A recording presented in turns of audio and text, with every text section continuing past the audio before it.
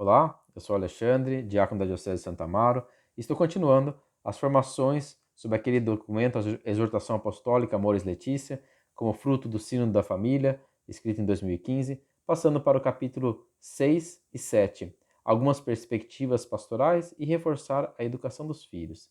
Muito práticos esses capítulos, estão depois do coração do documento, que é o capítulo 4, a exegese sobre o hino à caridade, e ele fala que a evangelização da família é mais do que um conjunto de verdades doutrinárias, mas tem que ser algo que dá respostas concretas à vida deles, aos problemas deles que eles vivem.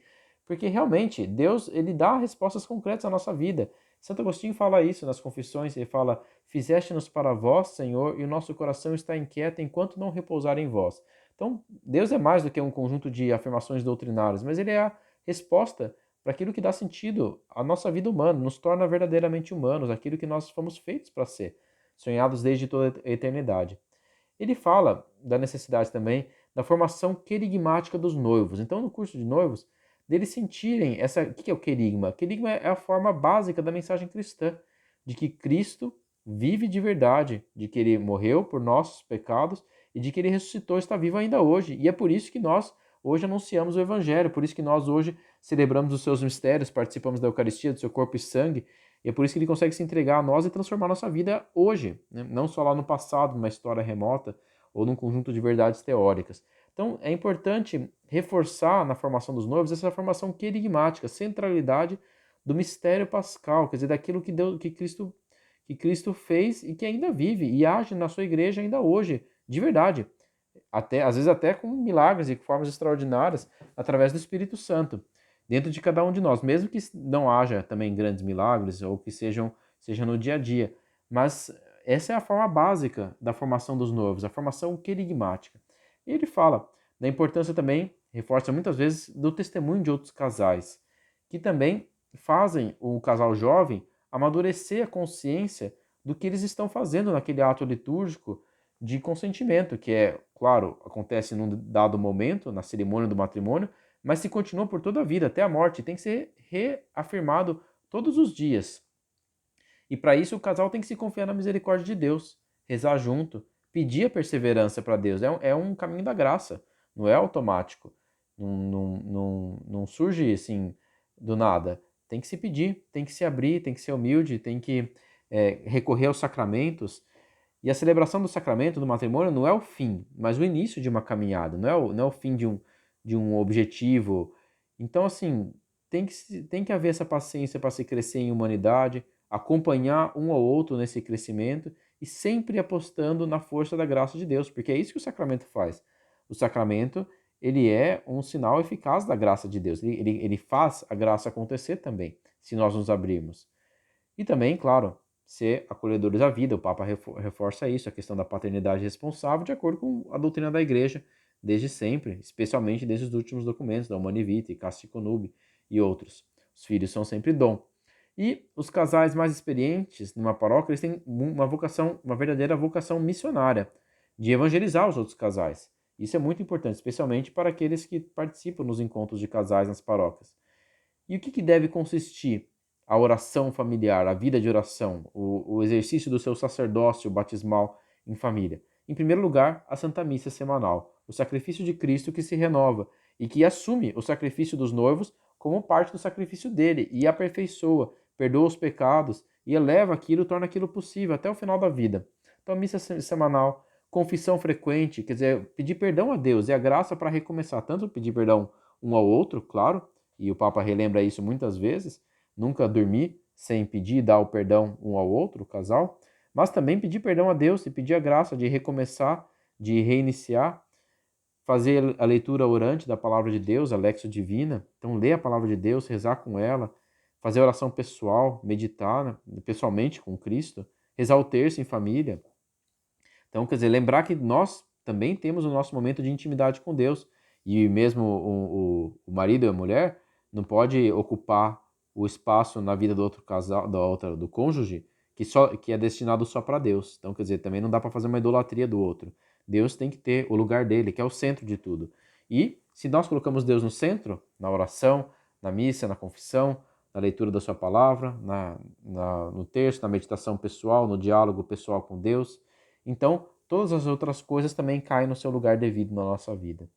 E mesmo as crises podem ser oportunidade para o crescimento, reconciliação, e a comunidade, inclusive, pode ajudar o casal em cada etapa, mesmo nas crises. E às vezes, crises graves podem até levar à separação. E nós, como igreja, sempre temos que acolher essas pessoas, inclusive, eles podem participar da Eucaristia, se for possível, se não estiverem numa segunda união, se estiverem vivendo a fidelidade ainda. Então, assim, os pais nunca devem fazer os filhos de reféns nisso. Então a comunidade é chamada a estar atenta a esses detalhes. Nós não sabemos o que acontece ali dentro, nós não podemos ficar julgando. Também situações difíceis, disparidade de culto, filhos homossexuais, morte de um dos membros. Então, assim, são tudo ocasiões para renovar a nossa humildade, nossa fé na graça e no auxílio de Deus, inclusive também na imortalidade da alma e na ressurreição. Deus é bondoso e recebe os nossos falecidos. Nós temos que colaborar, rezar por eles, oferecer Santa Missa por eles e lembrar da comunhão dos santos, que eles, de uma maneira misteriosa, mas real, estão presentes no corpo de Cristo, especialmente na Santa Eucaristia, que é o corpo de Cristo.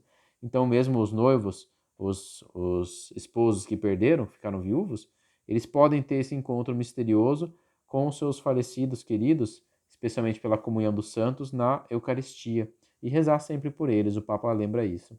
Depois a questão da educação dos filhos, capítulo 7.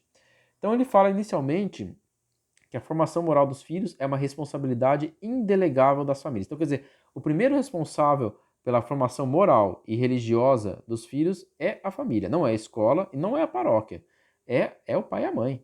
É o pai e a mãe. E essa formação deve ser feita no modo de construir uma autonomia de uma autonomia de decisão desses filhos. Eles têm que ser capazes de decidirem, de serem verdadeiros agentes de liberdade e não apenas um controle absoluto de todos os espaços, né? O filho não é posse dos pais, ele é confiado aos pais e ele deve aprender a confiar nos pais para também aceitar os seus conselhos. Se o filho não confia nos pais, é óbvio que ele não vai aceitar os seus conselhos. E ele foca muito essa questão dos hábitos virtuosos, das virtudes. O que é uma virtude? Uma virtude é uma disposição permanente para o bem, consciente, adquirido. Então, quer dizer, não é uma coisa automática, nada que é automático gera virtude. Na virtude sempre existe liberdade e uma decisão livre. Então, eu vou dar um exemplo de como funciona a virtude. Basicamente, a virtude é mais livre, é quando você assume aquela norma legal, aquela lei moral, como própria, como sua, como um modo seu de agir. Então, uma pessoa virtuosa, quando ela faz o que ela quer fazer, ela geralmente faz a coisa certa, porque ela quer o que é certo. Então, assim, ela é formada para querer aquilo que é certo. Então, vou dar um exemplo que é muito simples, que é o exemplo ruim, em primeiro lugar, e depois o exemplo bom. Então, o pecado, o mal, ele nos vicia, ele tira a nossa liberdade. E o exemplo clássico disso é de um alcoólatra, um viciado em drogas, quer dizer, ele, no fundo, uma vez que ele decide livremente, às vezes, entrar nesse caminho, ele perde a sua liberdade, ele se torna incapaz de fazer muitas coisas, ele se torna incapaz de ficar sem a sua substância, sem o seu álcool, sem a droga, ele se torna incapaz de trabalhar, se torna incapaz de educar os seus filhos. Então, quer dizer, é um pecado que vai privando ele, as suas possibilidades vão ficando cada vez menores, ele consegue fazer cada vez menos coisas.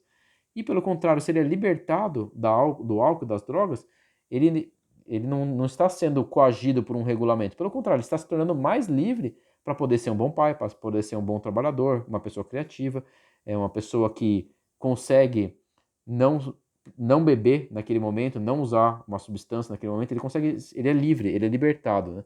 E o lado positivo, eu falei do lado negativo, que é o pecado, mas o lado positivo de uma virtude, por exemplo, uma pessoa que não sabe tocar um instrumento, não sabe tocar violão, não sabe tocar piano, se ele pega e senta no piano, pega o violão, o que ele pode fazer ali? É muito pouco, quase nada. Ele pode tocar ali as cordas aleatoriamente, fazer um som esquisito, mas ele não consegue tocar uma sinfonia de Mozart, não consegue tocar uma peça de Bach, não consegue tocar uma música, um sertanejo, uma música popular que ele queira tocar, ele não consegue fazer nada.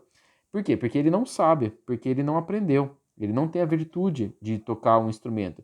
Agora, na medida em que você ensina para ele e ele aprende aquelas regras de como tocar aquele instrumento, de como manejá-lo, de como ler uma partitura, de como os grandes músicos tocavam, quais eram as peças deles e tal, o que eles faziam. Então ele não se torna rígido dentro de uma regra, mas ele se torna livre. Você está dando possibilidades para ele. Quando você der um instrumento para ele vai saber fazer muito mais coisas do que uma pessoa que não foi ensinada. E é assim que deve ser vista a educação. A educação deve formar para virtudes, as 4 virtudes cardeais: prudência, justiça, fortaleza, temperança. E as virtudes, uma vez que você assume elas livremente, elas te libertam, elas nos tornam mais livres. Então, uma pessoa ordenada, que ela é ordenada na sua vida, ela não é coagida, ela é livre, porque ela tem mais tempo para fazer as coisas, ela quer, ela é livre para decidir se ela vai organizar essa coisa de um jeito ou de outro. Uma pessoa desordenada, ela não é livre, porque ela sempre vai ser desordenada, ela não consegue não ser desordenada, né? Então, o Papa reforça muito essa questão da educação, da ética, das virtudes. E em um outro momento, se alguém quiser, nós podemos falar bastante disso. Mas lembrando que só forma virtude aquilo que a pessoa aceita conscientemente e livremente. Então, por mais que tenha que haver regras, e as pessoas às vezes têm que ser levadas a obedecer certas regras, principalmente os filhos quando pequenos, mas eles têm que aos poucos serem levados a entender o porquê daquilo e a serem convidados a aceitar aquilo como próprio deles. Então, por exemplo, ir na missa aos domingos. Claro, no começo os filhos têm que ser levados na missa aos domingos, mas depois com o tempo eles têm que entender por que é bom ir na missa aos domingos, por que os pais vão na missa aos domingos, por que Cristo é o centro da sua vida, por que você precisa dele todo domingo, porque domingo é o dia do Senhor, você se encontra com ele, tem a Eucaristia, você ouve a palavra dele. Então, quer dizer, eles têm que tomar isso como próprio, de que eles têm que sentir que eles precisam ir na missa aos domingos. No começo, claro, vai ser uma regra, mas depois eles têm que ter isso livremente. Depois, se eles assumem isso livremente, eles vão, eles vão querer ir na missa aos domingos. E depois, mesmo quando tiver difícil, mesmo quando tiver frio, mesmo quando tiver com sono, porque eles sabem que eles precisam. E talvez eles até queiram mais, talvez queiram ir na missa durante a semana, um dia que esteja livre, perto do trabalho. Então tem que se criar a virtude, inclusive na educação sexual. Tem que ser criado os jovens não para usar o outro, eles têm que se autoconhecer seus limites, suas dificuldades, mas tem que ser formado para a vocação madura do dom de si mesmo no matrimônio, e inclusive a conviver com as diferenças de maneira saudável, as diferenças sexuais, inclusive entre homem e mulher, de maneira saudável, não dominadora, não menosprezando os outros, mas sabendo valorizar o que tem de bom, o que tem de positivo, o que tem de Deus no outro. E o Papa termina falando que a sexualização precoce, que acontece muitas vezes com as crianças, nos filmes, nas novelas, na TV, na escola, em todo lugar, infelizmente, é totalmente abuso e inaceitável. Então, assim, sempre fazer esse caminho de fé. A fé é um dom recebido que a família deve comunicar no batismo, na evangelização, na oração conjunta, na solicitude missionária, na solicitude caritativa e especialmente no envolvimento na vida religiosa da comunidade. Esse aqui foi um pouquinho mais longo, mas eu espero que no próximo a gente conclua esse documento com os últimos 2 capítulos, capítulo 8 e capítulo 9. Fique com Deus todos.